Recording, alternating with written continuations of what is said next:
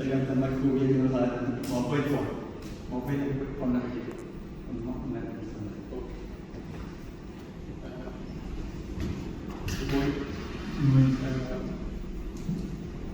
മൊബൈലിനെ പറ്റി പറയുകയാണെങ്കിൽ പലർക്കും ആദ്യം മനസ്സിൽ വരിക തീർച്ചയായിട്ടും എന്തായിക്കോട്ടെ ഐഫോണാണ് ആദ്യം വരിക.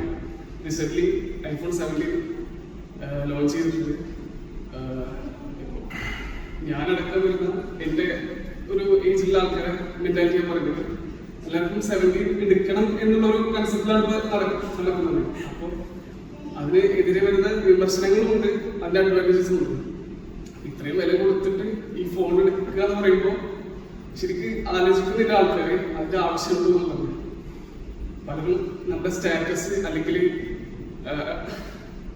നമ്മുടെ മൂല്യങ്ങൾക്കപ്പുറം, അതായത് ആൾക്കാരുടെ ഇടയിലുള്ള സ്റ്റാറ്റസ് ആയി മാറിയിരിക്കുകയാണ് ഇതുപോലുള്ള ഫോണുകൾ.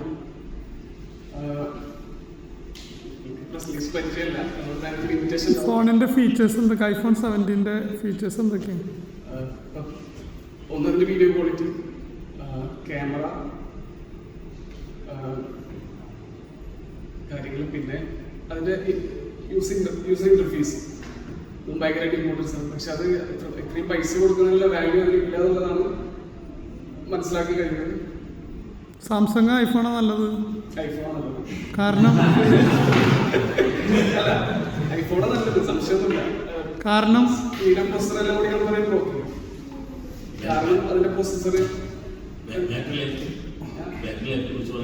ബാറ്ററി ലൈഫ് കമ്പാരിറ്റീവ്ലി കുറവാണ്. ഞാൻ പേഴ്സണലി യൂസ് ചെയ്തിട്ടില്ല. പക്ഷെ കാണുന്നത് ഫോണ് ഇതില് ഒപ്പോ അപ്പോ കാണുന്നത് മാത്രം പറഞ്ഞതാണ്. അപ്പോൾ അതിനും ലിമിറ്റേഷൻസ് ഉണ്ട്. പക്ഷെ എന്നിരുന്നാലും ആ ഒരു ഇപ്പോഴുള്ള ഒരു മാനസികാവസ്ഥ പറഞ്ഞപ്പോൾ ശരി, താങ്ക് യു.